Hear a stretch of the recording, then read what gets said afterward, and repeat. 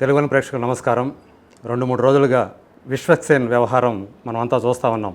తన latest film ఈ నెల 6న విడుదలవుతున్న అశోకవనంలో అర్జున కళ్యాణం అనే సినిమాకు సంబంధించి అతను చేసిన ఒక ప్రాంక్ వీడియో విమర్శలకు తావివ్వటం, దాని మీద TV9 చేసినటువంటి ఒక డిబేటు వివాదాస్పదం కావటం, ఆ డిబేట్లో పాల్గొన్నటువంటి రాజకీయ విశ్లేషకులు, సినీ దర్శకులు, నటులు, త్రిపురనేని చిట్టి గారు దానికి ప్రత్యక్ష సాక్షిగా నిలవటం మనం చూసాం.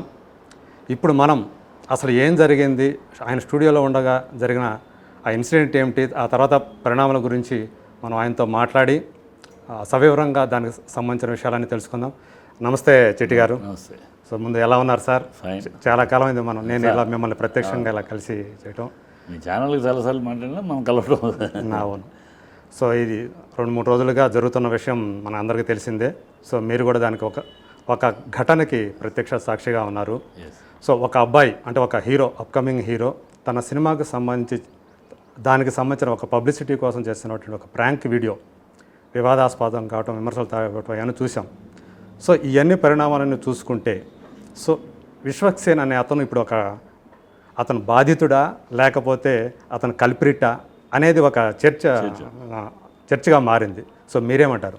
ఇప్పుడు ఆ మొత్తం ఎపిసోడ్ని 2 భాగాలుగా చూడాలి. ఒకటి ఫస్ట్ భాగం డిబేట్ తర్వాత పెట్టండి. డిబేట్ అనేది 2వ భాగం అయితే, TV9 ప్రోగ్రామ్ 2వ ప్రోగ్రామ్ అయితే, అంతకుముందు ప్రోగ్రామ్ అతను ముందు రోజు చేశాడు, ఓ ప్రోగ్రామ్ చేశాడు. అది ఎవరికి ఇబ్బంది కలిగించలేదు, అక్కడ ఎలాంటి అశాంతి జరగలేదు, ఎలాంటి అసభ్యత లేదు, ఎలాంటి ట్రాఫిక్ జాములు, అంబులెన్సులు ఆగిపోవటాలు, జనాలు ఉక్కిరిబిక్కిరి అయిపోవటాలు, అతలాకుతలవటం ఏమీ లేదు. సింపుల్గా వెళ్ళారు, తీసుకున్నారు. అక్కడ ఉన్నవాళ్ళు కూడా ఎంజాయ్ చేశారు. తర్వాత వెళ్ళి అడిగితే కూడా ఏమమ్మా ఇక్కడ ఎవరైనా ఇబ్బంది పడ్డారు, ఏం లేదు మేము మాకు తెలుసు అది పెట్రోల్ కాదు తీస్తున్నారని తెలుసు, జస్ట్ సరదాగా షూటింగ్ చేస్తారు, సరదాగా చూస్తారు, ఏమి ఇక్కడ ఏమి ట్రాఫిక్ జామ్ అవడం అలా ఏం జరగలేదు వాళ్ళు అన్నారు. మరి ఈ నేపథ్యంలో ఒక చిన్న సినిమా ప్రమోషన్ చేసుకోవాలంటే, ఒక చిన్న సినిమాకి ఆడియన్స్ థియేటర్కి రావాలి, రప్పించుకోవాలంటే ఆ నిర్మాత దర్శకుడు ఎంత కష్టపడాలో ఇవాళ రోజుల్లో వీళ్ళకి మామూలు అర్థం కాదు. పైన కూర్చొని రాళ్ళు వేయటం సులభం. 2 కోట్లు 3 పెద్ద సినిమాలకు ఓకే, పెద్ద సినిమాలకి ప్రమోషన్లు ఉంటాయి, లక్షలు ఖర్చు పెట్టి టీవీలో యాడ్లు ఇవ్వగలరు, పెద్ద సినిమాలకు కూడా బడ్జెట్ వర్కౌట్ అవుతుంది, చేస్తారు. ఈ చిన్న సినిమాలకి ప్రమోషన్ ఎవరు వస్తారు? పెద్దవాళ్ళు రారు కదా. వాళ్ళు ఏదో బాగా క్లోజ్ ఉంటే ఎవరో ఒకరైతే అందరికీ రాలేరు కూడా. 250 సినిమాలకి పెద్దవాళ్ళు ప్రధానికి రాలేరు కదా, రాలేదు. సో వీళ్ళు ప్రమోట్ చేసుకుంటానికి నానా హైరాణ పడాలి. ఎందుకంటే వాళ్ళ ఉన్న పరిస్థితుల్లో టికెట్ రేట్లు కానీ, ఎండాకాలం పెద్ద సినిమాలకి బాగాలేదంటే 2వ రోజు కలెక్షన్ లేని పరిస్థితి. ఈ పరిస్థితిలో ఒక చిన్న సినిమాని ఒక ప్రేక్షకుడు థియేటర్కి వచ్చి ఇంత డబ్బు ఖర్చు పెట్టి చూడటానికి అటెన్షన్ కలిగించాలి. ఈ అటెన్షన్ కలిగిస్తే కానీ వాడు ఏంటి ఈ సినిమా ఒకసారి చూద్దాం అని వాడు ఆ 300 రూపాయలు 250 రూపాయలు ఖర్చు పెట్టడానికి సిద్ధపడతాడు. లేకపోతే అంత వాడు జేబుల నుంచి అంత ఖర్చు పెట్టాలి. సో మామూలుగా రాడు. చిన్న సినిమాలు ఎన్ని కష్టాలు పడాలి, ఒక చిన్న సినిమాకి ప్రేక్షకుడిని థియేటర్ తెప్పించుకోవడానికి ఎన్ని ఈతిబాధలు పడాలి, ఎన్ని అడ్డంకులు తొలగించుకోవాలి, ఎన్ని ప్రయత్నాలు చేస్తే ఆ గడ్డు కాలాన్ని దాటగలం అనేది తెలియదు మీకు. ఏదో సినిమా అంటే సినిమా గ్లాస్ హౌసే కనపడాలి, బయట ప్రపంచానికి తెలియదు ఈ కష్టాలు. ఆ కష్టాల్లో ఒక భాగం ఇది. కోటి విద్యలు కూటి కొరకే అని, శతకోటి దరిద్రాలకి అనంతకోటి ఉపాయాలు. వాళ్ళ చిన్న సినిమాకి ఇవన్నీ శతకోటి దరిద్రాలు. చిన్న సినిమా బయటపడటానికి అనేక అనుభవించాల్సి వస్తుంది. ఈ శతకోటి దరిద్రాలకు అనంతకోటి ఉపాయాలన్నీ సాగుతాయి. ఆ పోరాటం, నా సినిమాని నేను బతికించుకుంటానికి పోరాటం. ఒక తల్లి కనుక 9 నెలలు బిడ్డను మూసి ప్రసవానికి వెళ్తే ఆ బిడ్డ బయటికి రావాలి, ఆరోగ్యంగా ఉండాలి, ఎంత ఉంటుందో అంత తపన చిన్న సినిమా తీసి మా బాధలు అలా ఉంటాయి. ఆ బాధల్లో ఒక భాగంగా తన సినిమాని బతికించుకోవడానికి ఒక చిన్న ప్రాంక్ తీశాడు. అది ఎవరికి నష్టం కలిగింది? ఎందుకు ఈ లాయర్ అనే అతను లాయర్ అతను దాని మీద ఎక్కడికి వెళ్ళాడు? మానవ హక్కుల ఉల్లంఘన, హ్యూమన్ రైట్స్ కమిషన్. ఏమి హ్యూమన్ రైట్స్ జరిగిందయ్యా అక్కడ? ఏమి మానవ ఉల్లంఘన జరిగిందయ్యా? ఎందుకని ఇంత ఒక కార్యక్రమాన్ని చేసుకున్న దాన్ని ఎంత బ్లోఅప్ చేసి, ఇంత సమాజానికి ద్రోహం చేసేలాగా చట్టాన్ని ఉల్లంఘించేసి ఘోరాతి ఘోరమైన హీనస్ క్రైమ్ చేసినట్టు బిల్డప్ చేసి దానికి వెళ్ళారు. అంటే ఎవరన్నా మానవ హక్కుల ఉల్లంఘన అనేది ఎప్పుడు వస్తుంది? ఎవరన్నా దాని గురించి డిస్టర్బ్ అయితేనో, మేము ఇబ్బంది పడ్డామని చెప్తానో వస్తుంది, మేము కష్టపడ్డామని చెప్తానో వస్తుంది. ఎవరు కంప్లైంట్ ఇవ్వలేదు. ఈ లాయర్ అంతటి ఈయన ఎక్కడో ఉన్నాడు, ఆ సందర్భం అక్కడ జరిగినప్పుడు లేడు. ఈయన ఎక్కడో ఎవరో చెప్తే చూసేసి దాన్ని యూట్యూబ్లో చూసేసి ఇమీడియట్గా వెళ్ళిపోయాడు. ఓకే, ఆ రోజు ఆయనతో అన్నా, నేను ఆయన లైవ్లో నాతో వచ్చాడు మాట్లాడబడ్డా, సార్ ఎందుకు సార్ ఎవరైనా సరే చట్టం సంతోషం, మీకున్న చట్టం మీద మీకున్న గౌరవానికి, మీకున్న సామాజిక బాధ్యతకి నా వందనాలు, మిమ్మల్ని సత్కరించి సన్మానిస్తా. కానీ ఎప్పుడు చేస్తా పని మీలో సమధర్మం ఉన్నప్పుడు. నా సినిమా వాడిని టార్గెట్ చేయటం కాదు. మీరు ఇదే ఉల్లంఘనలు సమాజంలో అనేక చోట్ల జరుగుతున్నాయి. మినిస్టర్లకు మంత్రులు రాజకీయ నాయకులకి మంత్రి పదవి రాదంటే వాళ్ళ కార్యకర్తలు నడి రోడ్డు మీద కూర్చొని కిరసాల పదవి తగలబెట్టుకుంటా ఉన్నారు. అప్పుడు ఏమైంది మీ సామాజిక బాధ్యత? అప్పుడు ఏమైంది ఉల్లంఘన? ఎందుకు వెళ్ళలేదు అప్పుడు? మరి అంటే భయమా రాజకీయ నాయకులు అంటే?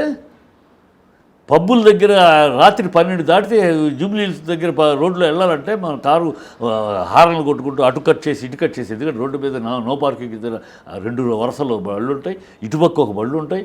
ఆ బళ్ళ మీద అమ్మాయిలు అబ్బాయిలు కూర్చొని కిలకల నవ్వులు చేస్తూ ఉంటారు. మనం మామూలుగా వెళ్ళాలంటే నానా అవస్థపడి వెళ్ళాలి.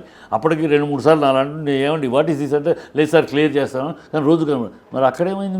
మీ కళ్ళు కనపట్లేదా? చాలా డిస్టర్బెన్స్ ఉంటుంది అక్కడే ఎక్కువ. ఇంకా అది ఇంకా ఏదైనా పబ్బులో ఇన్సిడెంట్ జరిగితే తప్ప ఎవరు పట్టించుకోవాలి. అది ఇంకా మానవ ఉల్లంఘన, అది ఇంకా సమాజానికి సభ్యత లేని అసభ్యత, అది ఇంకా అది కుసంస్కారం, అది ఇంకా అశ్లీలం. అంటే మన భారతీయ సంస్కృతి సంప్రదాయాల పరంగా చూసుకుంటే అది చాలా హీనస్ క్రైమ్. అంటే అది వాటి మీద మరి ఎప్పుడు వెళ్ళలేదు, ఎందుకు వెళ్ళా? అది పబ్బు ఓనర్స్ అందరూ డబ్బు ఉన్నవాళ్ళు, అక్కడ మంచి బాడీ బిల్డర్స్ ఉంటారు, నువ్వు ఏదైనా అంటే ఎత్తి అవతల పారేస్తాడు. భయం. ఇక్కడ సినిమా వాడు కనుక సినిమా వాడి మీద ఏదో ఒకటి టార్గెట్ చేసేస్తే ఇమీడియట్గా పబ్లిసిటీ వచ్చేస్తే, మీడియా అంతా మన దగ్గరికి వస్తే మనం ఫోకస్ అయిపోతాం. ఇది ఓన్లీ నాకేమనిపిస్తుందంటే ఐడెంటిఫికేషన్ క్రైసిస్ అంటారు. కొంతమందికి ఏంటంటే వాళ్ళు ఎవరో వాళ్ళ పక్క వీధులు వాళ్ళకి కూడా తెలియదు. అవును, అలా గుర్తింపు కోసం కొంతమంది చేస్తూ ఉంటారు. అలా కనిపిస్తాను తప్పితే నాకు ఒక నిజమైన ఏదైనా జరుగుంటే నేను ఖచ్చితంగా ఫస్ట్ ఖండించేవాడిని. సినిమా ప్రమోషన్ కోసం అసభ్యంగా, అసహ్యంగా, జిగుత్సాకరంగా, తప్పుగా, సమాజానికి అశాంతి కలిగించే విధంగా, సమాజాన్ని ఇబ్బంది పెట్టే పదంగా చేస్తే first person to condemn it నేను. కానీ ఇక్కడ అలాంటి జరగలా. ఒకవేళ జరిగింది అనుకుందాం, ఎవరికైనా ఇబ్బంది కలిగింది అనుకుందాం, అతను చేసింది తప్పే అనుకుందాం, ప్రాంక్ చేయటం వల్ల. అంటే మీద అర్జున్ అనే అతనికి 33 ఏళ్ళైనా పెళ్లి కాలేదని చెప్పి అక్కడ ఏదో చేశారు కదా, అదే ఒకవేళ అది అలా చేయటం తప్పే అనుకుందాం. ఆ తర్వాత ఆ స్టూడియోలో జరిగిన ఇన్సిడెంట్ మీరు చూశారు. అక్కడ అతను ఏదైతే పదం వాడకూడదో స్త్రీలను ఉద్దేశించి ఆ పదం వాడాడు, అది కూడా తప్పే అనుకుందాం. అయినప్పటికీ అతన్ని టార్గెట్ చేసుకొని అతనికి కావాలంటే క్షమాపణలు చెప్పచ్చు, నేను చేసిన తప్పని చేయించు, చెప్పాడు. సో దాంతో ఎండ్ చేయొచ్చు, దాన్ని నిజానికి చేయొచ్చు. కానీ అతని వెంటబడి దాని మీద స్పెషల్ ఫోకస్ పెట్టేసి అతను ఎలా అయినా సరే, అతను రేపు పొద్దున్న సినిమా రిలీజ్ కాబోతుంది, ఆ పరిస్థితుల్లో అతన్ని వెంటాడి వేధించడం కరెక్ట్ అయిన చర్యనా? కరెక్ట్ కాదు. ఆ రోజు జరిగిపోయిన తర్వాత అయిపోయింది. తప్పు అతను ఒక్కడిదే కాదు. ఈ అమ్మాయి అంటూ గెట్అవుట్ అంటాం ఎంత తప్పు, అంతకు మించిన తప్పు అతను బూతు మాట పట్టడం గ్యారంటీగా 2 తప్పే. ఈ తప్పు కోసం ఆ తప్పును సమర్థించలేము. ఆ మాట అతను అన్నాడని ఈ అమ్మాయి గెట్అవుట్ అందుకనుక అన్నాడు అని అది సమర్థించలేము. అతను నేను ప్రశ్నలు అడుగుతా అంటే నాకు సమాధానం చెప్పకుండా నన్ను ఇరిటేట్ చేశాడు కనుక నేను గెట్అవుట్ అన్నానని ఈఎంఐని సమర్థించలేము. ఎథిక్స్ ఆఫ్ ఈఎంఐకి ఆప్షన్ ఉంది. ఒక ఆప్షన్ ఏంటి, you can close the program, you got every right. అతను అడిగిన దానికి సరైన సమాధానం చెప్పట్లేదు. నేను ఇప్పటికీ 2 సార్లు మేము డీసెంట్గా డిగ్నిఫైడ్గా డిబేట్ చేద్దాం, ఈ జోకులు సెటైర్లు వద్దని, అయినా సరే అదే కంటిన్యూ అవుతున్నాడు. I'm sorry, I'm closing the program అని చెప్పి తన చేతిలో ఉన్న పని అలా చేయకుండా మళ్ళీ అక్కడ ఒక యాక్చువల్గా డిబేట్కి మీరే ఉన్నారు, అతను ఆహ్వానించినట్టు కనిపిస్తారు, అదేదో మధ్యలో వచ్చి ఒక ఇంటరప్షన్ లాగా వచ్చేసి చేసినట్టు కనిపిస్తుంది. అక్కడ నిజంగా డిబేట్ అయినది, నిజంగా డిబేట్లోనే డిబేట్ అంటే ఆ డిబేట్లో అతను భాగం యాక్చువల్గా డిబేట్లో భాగం కాదు. డిబేట్లో అతని గురించి చర్చిస్తారు. లక్ష్మణ్ ఆ పిల్లడు ఉన్నాడు యాక్ట్ చేసి, అతను వస్తాడు పార్టిసిపెంట్గా, అతను యాక్ట్ చేశాడు కానీ అతను కూడా రమ్మన్నాం, బహుశా వస్తే రావచ్చు రాకపోవచ్చు బట్ అని చెప్పారు. సో అతను రాకుండా అతని బదులు ఇతను వచ్చాడు. వచ్చేసి ఎందుకు వచ్చావు మేము ఎలా ఎంటర్ అవుతారు మీరు పర్మిషన్ లేకుండా, అతను మీ వాళ్ళే ఫోన్ చేశారు, ఇదిగోండి రంజిత్ అనే వ్యక్తి ఫోన్ చేశారు, నెంబర్ చూపించాడు. ముందు రంజిత్ అని చెప్పాలి, నెంబర్ చూపించాడు. నెంబర్ చూస్తే ఈ నెంబర్ నాది కాదు, నా ప్రోగ్రామ్ ఇది, నా ప్రోగ్రామ్ సంబంధించిన వాళ్ళ నెంబర్ కూడా కాదు అందాం. సరే ఎనీవే మీరు పిలిచారా, నా ఈ నెంబర్ వచ్చింది అందుకు వచ్చాను నేను, కానీ ఇప్పుడు నా విషయం మీద డిస్కస్ చేస్తాను, నేనే చెప్పుకుంటాను వచ్చి అన్నాడు. ఎస్ ఓకే కూర్చోండి రైట్ ఉంది అడిగి అన్నాడు. అంటే తన మీద జరుగుతున్న దానికి ఏదైతే ప్రోగ్రామ్ ఏదైతే ఉందో, చర్చ ఏదైతే ఉందో, తనంతట తను వాలంటరీగా వచ్చి ఆ చర్చలో పార్టిసిపేట్ చేయడం అనేది ఉంది, తప్పేమి కాదు కదా. పిలవకుండా వచ్చారు, మీరు ఎవరిని అడిగి వచ్చారు, లోపలికి వచ్చారు, స్టూడియో లోపల. అక్కడ మాత్రం మనం అభ్యంతర పెట్టాలి అంటే అతను మీరు పిలిస్తేనే వచ్చాను అన్నాడు. సరే ఆ ఆర్గ్యుమెంట్ అయినాక అమ్మాయి ఎప్పుడైతే కూర్చోమందో యాంకర్ అయిపోయింది. పిలిస్తే వచ్చాడా పిలవకుండా వచ్చాడా పాయింట్ అయిపోయింది. కూర్చోమన్నాక టోటల్ మ్యాటర్ క్లోజ్. అక్కడ కూర్చున్న తర్వాత జరిగిన ఈ గెటౌట్కి అతను కూర్చున్న తర్వాతకి మధ్యన ఇష్యూలో అక్కడ కొన్ని తప్పిదాలు జరిగినాయి. ఆ అమ్మాయి ప్రశ్నలు అడగటము, ఇతను సమాధానం చెప్పకుండా వ్యంగ్యంగాను, జోకులుగాను, సెటైర్గాను, వెకిలిగా నవ్వటాలు అటు ఇటు చేయటము. 1-2 సార్లు అమ్మాయి బ్రేక్ ఇచ్చి మనం ఇలా చేయొద్దు, మీరు సీరియస్గా చేస్తాను లేకపోతే ప్రోగ్రామ్ క్లోజ్ చేస్తాను అమ్మాయి వార్నింగ్ అంటము. అయినా సరే నేను చెప్పాను, వద్దు నీకు ఆప్షన్ ఇది చక్కటి ఆప్షన్, నీ మీద వస్తున్న దానికి నువ్వు ఎందుకు చేసావు, పర్మిషన్ లేకుండా ఎందుకు తీయాల్సి వచ్చింది చెప్పి ఓపెన్గా చెప్పి, నాకు అవసరం లేదేమో అనుకున్నాను, చాలా చిన్న షార్ట్ ఫిల్మ్స్ అయితే తీస్తూ ఉంటారు అక్కడే, ఎవరు పర్మిషన్ తీసుకోరు, సో ఇది కూడా మన షార్ట్ ఫిల్మ్ ఒక 10 minutes కదా అవసరం లేదు అనుకున్నాను. లేదు వెళ్ళాను, ఆఫీసర్ లేడు, డిలే అవుద్ది, నాకు అర్జెంట్స్, రేపు 6వ తారీఖు రిలీజ్ కనుక నేను ఇమీడియట్గా చేసుకో, ఏదో వాట్ ఎవర్ మే ఏదో నువ్వు చెప్పే. సో నేను ఇంకో ఉద్దేశం నాకేం లేదు, సమాజాన్ని ఇబ్బంది పెట్టాలని ఉద్దేశం ఏం లేదు, నా సినిమా ప్రమోషన్ కోసం ఏదో చేశాను, అది ఏదైనా తప్పు జరిగితే ఇట్స్ ఓకే, ఐఎమ్ సారీ అని చెప్పేసి చెప్పమన్నారా మీరు? అది చెప్పమన్నాను. సో అప్పుడు దాకా అంతకుముందు జరిగిన దాంట్లో అతను తప్పు అయితే ఉంది. చెప్పమంటే అతను ఎస్ అన్నాడు. ఎస్ నేను డెఫినెట్గా అంకుల్ బ్రేక్ అవ్వగానే చెప్తాను, కానీ బ్రేక్ అవ్వగానే మళ్ళీ అతను తన రూట్కి వెళ్ళిపోయాడు. దాంతో అమ్మాయి ఇరిటేట్ అయింది. ఇరిటేట్ అయినంత మాత్రాన గెట్అవుట్ అని చెప్పకూడదు, ఎథిక్స్ ఆఫ్ జర్నలిజం. ఆ అమ్మాయి ఆ తప్పు అంటే నీకన్నా నేను గొప్ప, నువ్వేమైనా తప్పు చేస్తే నీకన్నా తప్పు చేయగలని ఇతను బూతు మాట మాట్లాడు. సో అక్కడ ఒకళ్ళ తప్పు. ఫస్ట్ పార్ట్లో మొత్తం అతని మీద కేసు వెళ్ళటానికి కానీ దాని మీద చర్చ పెట్టడానికి కూడా టీవీ9 ఏ ఛానల్కైనా అర్హత ఉంది. ఎందుకంటే మామూలు ఇష్యూ అయితే ఎలా పెడతారు, ఇది హ్యూమన్ రైట్స్ కమిషన్కి ఎప్పుడైతే ఒక లాయర్ తీసుకెళ్తున్నాడో it is an issue. So every channel has got right to start debate on this program. So అలా పెట్టింది TV nine. So TV nine has got very full right. ఒక హ్యూమన్ రైట్స్కి వెళ్ళినప్పుడు పెడతారు. పెట్టిన ఈ ప్రాసెస్లో ఒకళ్ళనొకళ్ళు ఇరిటేట్ చేసుకోవడం జరిగింది. నేను మనాన్ని కంట్రోల్ చేసి నువ్వు వద్దు, నీకు ఆప్షన్ ఇది, good opportunity, tell your self and come out freely చేసి నీలాంటి వాడిని సపోర్ట్ చేసి నేను సపోర్ట్ చేసి నీకోసం సపోర్ట్ చేయట్లేదు కూడా చెప్పి, నీకోసం నా చిన్న సినిమాల కష్ట సుఖాలు నాకు తెలుసు కనుక, ఆ చిన్న సినిమాల ఈతి బాధలు నాకు తెలుసుగా, ఒక సినిమా అడుగాడిగా నేను ఈ ఇష్యూని సమర్థిస్తున్నా, మమ్మల్ని ఫూల్ చేయొద్దని కూడా అన్నాను. నాలాంటి వాళ్ళని ఫూల్ చేయదు, ఇక్కడ కూర్చొని మేము సపోర్ట్ చేస్తామంటే మమ్మల్ని ఫూల్ చేయదు, కొంచెం సిన్సియర్గా చెప్పి కూడా మీరు అతనికి చెప్పాను. చెప్పాను బట్ ఎస్ అంకుల్ గౌరవంగానే అంత డెఫినెట్గా అంకుల్. బట్ అతని టెంపర్మెంటు మళ్ళీ ఏదో అమ్మాయి అడిగిందని నేనేంటి సమాధానం చెప్పటం అని, ఆ అమ్మాయి మీద ఆధిపత్యం చెలాయించాలనుకుని అట్లా ఏమన్నా? ఆధిపత్యం కాదు, ఆ అమ్మాయిని ఒక ఇగ్నోర్ చేయటం, మనం నువ్వేంటి అడిగేది నేనేం చెప్పేది అన్నట్టు, అదేదో నిర్లక్ష్యం. ఒక నిర్లక్ష్యం, అమ్మాయి అడుగుతున్న దాని మీద నిర్లక్ష్యము, ఒక కామెడీ చేయటము, బాడీ ఇట్లా అంటాము అట్లా అంటాము, అది ఒక చిన్న ఆయనకంటూ ఒక బాడీ లాంగ్వేజ్ ఉంది, అది అందరికీ తెలిసింది. ఉంది, బాడీ లాంగ్వేజ్ ఉందమ్మా, నీకు నాకు బాడీ లాంగ్వేజ్ నీ ఇంట్లో, నీ పర్సన్లో, నీ ఫ్రెండ్స్లో. When in a debate, when in a channel, ఒక పాపులర్ ఛానల్లో ఇతర గెస్టులు అందరూ ఉన్నారు. So you have to maintain. నా బాడీ లాంగ్వేజ్ అంతే, నేను ఇట్లాగే ఉంటాను, తప్పది, అది నాట్ యాక్సెప్టబుల్. అది మనాడు ఇంటెన్షనల్గా చేసాడా లేకపోతే ఆ ఆలోచన మైండ్లో లేకుండా మన డిబేట్లో ఉన్నా కొంచెం అనే ఒక సెన్స్ మిస్ అయ్యాడా తెలియదు, కానీ లేకపోతే పబ్లిసిటీ కావాలనుకున్నారా? పబ్లిసిటీ దాంట్లో ఏముంది, పబ్లిసిటీ దానివల్ల ఇప్పుడు కొంతమంది ఏంటి కాంట్రవర్సీ తోటి పబ్లిసిటీ కావాలనుకుంటారు, కొంతమంది మీరు ఇందాక వాళ్ళు చేసినట్టే ఒక ప్రాంక్ వీడియో తోటి జనాల అటెన్షన్ కోసం అలా చేసుకునే వాళ్ళు ఉంటారు. ఇది అలా జరిగింది కదా ఇక్కడ, అక్కడ ఉన్నాను కనుక అలా ఏదో ఇంటెన్షన్, ఇది వాళ్ళిద్దరి మధ్య ఒక కోల్డ్ వార్ లాగా అనిపించింది. ఓకే, ఆ అమ్మాయి మీరు చెప్తారా చెప్పరా, సిన్సియర్గా ఉంటారా లేదా, డీసెంట్గా ఉంటారా లేదా అని అమ్మాయి అడగడం, ఏం నువ్వు డీసెన్స్ నువ్వు నాకు చెప్పేది అంటారు ఈత అంటాం. వీళ్ళిద్దరి మధ్య ఒక కోఆర్డినేషన్ మిస్ అయ్యి ఒక డిబేట్లో ఒక యాంకరు పార్టిసిపెంట్కి ఉండాల్సిన ఒక ఇది మిస్ అయ్యి ఇప్పుడు డిబేట్లో అరవచ్చు, కోపడవచ్చు, యూ కెన్ కాకపోతే దానికి సంబంధించి యాంకర్ మీద మనం అరుస్తాం, యాంకర్ మన మీద కండెమ్ చేస్తుంది, చేయొచ్చు. ఇది మీకు మామూలుగా అలవాటే కానీ ఆ అలవాటు శృతి మించింది. అలవాటు నుంచి ఆ అమ్మాయి ఇరిటేట్ అయిపోయి గెట్అవుట్ అంటాము, ఇతను బూత్ మాట మాట్లాడటం, ఒకళ్ళ మీద తప్పు ఒకళ్ళు తప్పు చేస్తే నీకన్నా నువ్వేనా తప్పు చేస్తే నేను చేయలేనా అన్నట్టు అలా సిల్లిగా వెళ్ళిపోయింది.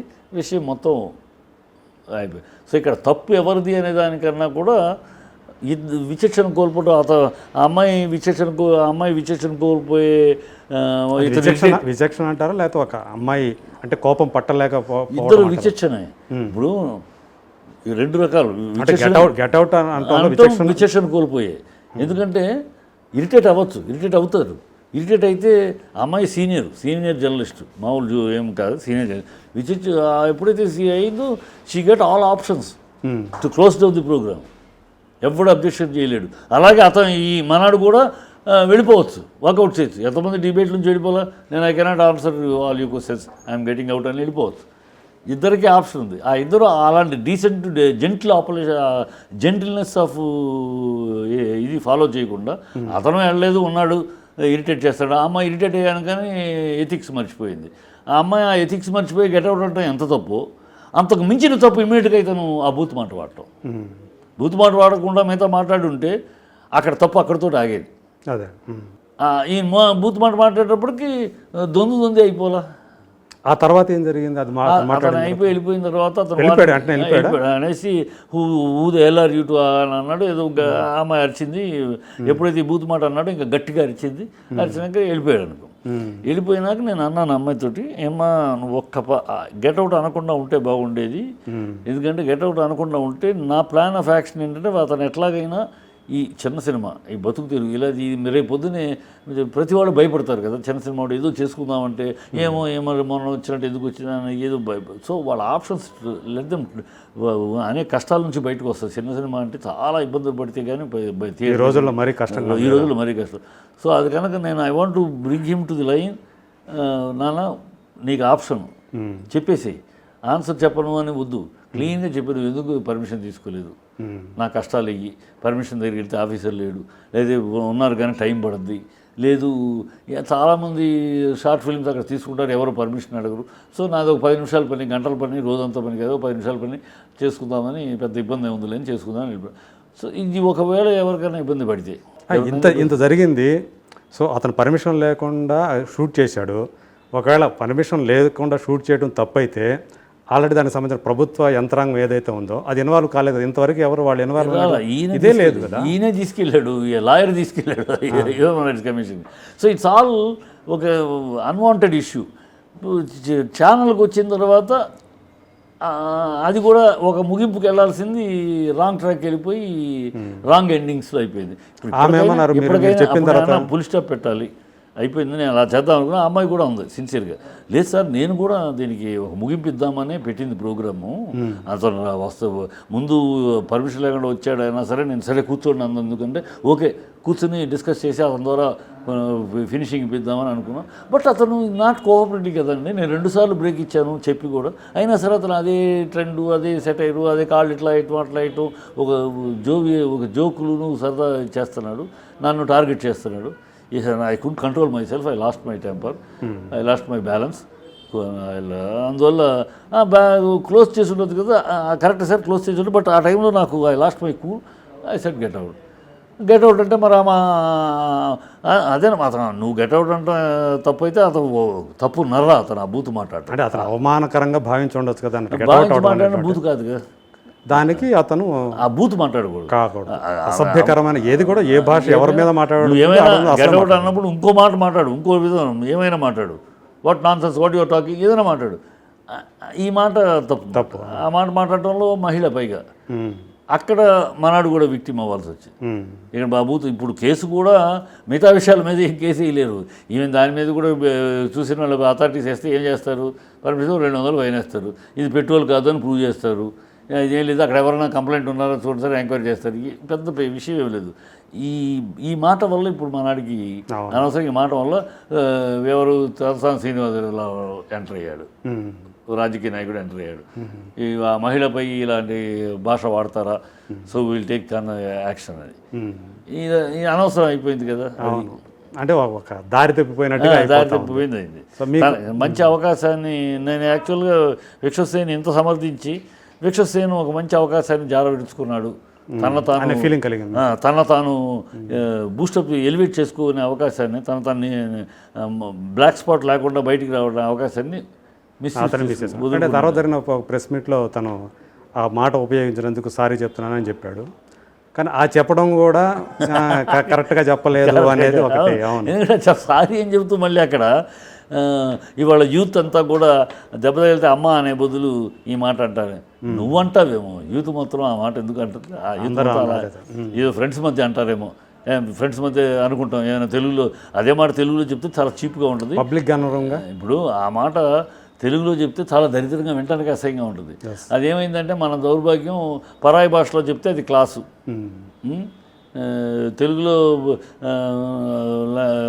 బూత్ మాట లజ్జ కూడా తిడితే చాలా బూత్ అది ఇంగ్లీష్లో ఈ బాస్టెడ్ అంటే చాలా నవ్వుతాం క్లాస్. అది దౌర్భాగ్యం. ఆంగ్లేయులు మనం పరిపాలించి 300 ఏళ్ళు పరిపాలించి మనం నేర్పిన దౌర్భాగ్యపు లక్షణం ఏదంటే అన్నీ కొట్టి సారీ అన్న థ్యాంక్స్ అంటే సరిపోయింది, అన్నీ అయిపోయింది. ఇలాంటి మాట నేర్పారు. అది మనం యూత్ మొత్తం ఆ దౌర్భాగ్యపు దీంట్లో అది అనవసరపు కామెంట్ మరి. అదేనండి. సో ఈ ఇష్యూ మొత్తం చూసుకుంటే మీరు విశ్వక్సేన్కి ఇచ్చే సలహా ఏంటి? విశ్వసేన్కి ఇప్పుడు కూడా దీన్ని ఫర్గెట్, దీని మీద నువ్వు వేలాడద్దు, ఇంకా దీని మీద వాడు క్షమాపణ చెప్పాలి, ఏం వద్దు, అయిపోయింది. నీ సినిమా 6వ తారీఖు రిలీజ్, ఇవాళ 4వ తారీఖు, ఇంకా 2 రోజులు ఉన్నాయి. నీ సినిమా ప్రమోషన్ గురించి చూడు, థియేటర్కి ఆడియన్స్ వచ్చే రీచ్ అవుట్ ప్రోగ్రాములు చూడు, అవి చూసుకో, వాటి మీద కాన్సన్ట్రేట్ చేయి. అంతే తప్పితే ఈ పెట్టుకుని నువ్వు ప్రాంక్ తీసింది కూడా దేనికి, సినిమా కోసమే కదా, దాన్ని నువ్వు చేసుకో. ఇప్పుడు లక్కీగా నీకు మంచి జరిగింది, ఈ కాంట్రవర్సీలో నీకు మంచి జరిగింది, పబ్లిసిటీ వచ్చింది, నీ సినిమా మొత్తం అందరి నోట్లో తిరుగుతుంది. ఇప్పుడు అశోకవనంలో అర్జున్ కళ్యాణం అనేది ఎంతమందికి మొన్నటిదాకా ఎంతమంది నోట్లో తిరిగిందో కానీ లక్షల మంది నోట్లో తిరుగుతుంది కదా. సో దాన్ని క్యాష్ చేసుకొని ట్రై చేయొచ్చు. కానీ ఈ కాంట్రవర్సీలు చేయొద్దు. ఒకవేళ అనవసరమైన కాంట్రవర్సీకి వెళ్ళదు. వెళ్ళినప్పుడు సింపుల్గా బయటకు వచ్చేయచ్చు. సారీ, నేను నా ప్రమోషన్ కోసం చేశాను, ఇది ఎవరినైనా బాధించుంటే ఐఎమ్ సారీ, ఏమైతే ఇలా కూడా జాగ్రత్త చూసుకుంటాను. ఈ 3 వాక్యాలతోటి అయిపోయింది. అలా నేర్చుకోవాలి తప్పితే మనం ఇంకా దాన్ని పెంచుకోకూడదు అని చెప్తాం. అదే అంటే ఇప్పుడు ఈ మొత్తం వ్యవహారం చూసుకుంటే అంటే ఇది ఎట్లా అయిపోయిందంటే విశ్వక్సేన్ వర్సెస్ మీడియా టైప్లో అయిపోయింది. సో చాలా ఎప్పుడు మించో మనకు ఉంది. మిగతా ఎన్నో రంగాలు ఎంతోమంది చేస్తూ ఉంటారు, కానీ సినిమా అనేది అందరికీ సాఫ్ట్ టార్గెట్ అవుతుంది అనేది మొదటి నుంచి ఉంది. సో ఈ ఇష్యూలో కూడా అటువంటిదే జరిగిందని మీరు అనుకుంటున్నారా? అదే నేను లాయర్తో అదే కదా. మీరు ఇన్ని జరుగుతూ ఉంటే సమాజంలో మీకు వాటి మీద స్పందించండి, మీరు కంటికి కనపడతా ఉంటే స్పందించండి. మీరు రోజు తెల్లాళ్ళు నైట్లు డేలు జరుగుతున్నాయి, ఎన్నో ఉల్లంఘనలు జరుగుతున్నాయి. వాటికి ఇదేముందండి, ఏమీ ఉల్లంఘన లేదు, ఏ మానవ ఉల్లంఘన లేదు, దీన్ని మీరు వెళ్తున్నారంటే it is crystal clear target cinema. So that media will expose, so that will become popular అంతే. సో ఇదేమైనా ఎఫెక్ట్ అవుతుందా అతని ఫ్యూచర్కి ఏమైనా విషయం అని మీరు అనుకుంటున్నారు? ఏమి ఫర్దర్గా చూడాలి, ఏమి ఎఫెక్ట్ ఎందుకు అవుతుంది. ప్రజలకి ప్రేక్షకులకే అర్థమైపోయింది అతను తీసింది బూత్ కాదు, అతను తీసింది సమాజానికి ఇబ్బందికరమైనది ఏమీ కాదు. అతనికి సపోర్టర్స్ పెరుగుతున్నారని సోషల్ మీడియాలో పెరుగుతున్నారు. ఎందుకంటే చేసింది తప్పు అనుకో, రామ్ గోపాల్ వర్మ లాంటి ఏదైనా బూత్ అనుకో వేరు, ఇదేమి కాదు, క్లియర్గా సింపుల్గా ఉంది, ఏమీ అసభ్యత అశ్లీలం ఏమీ లేదు. కనుక ప్రజలు ఏదో చేశాడు పాపం అనే సింపతి వచ్చింది. కాకపోతే ఈ మాట మాట్లాడకుండా ఉంటే, ఈ బూత్ కనుక అతను మాట్లాడకుండా ఉంటే ఇంకా అడ్వాంటేజ్ ఉండేది.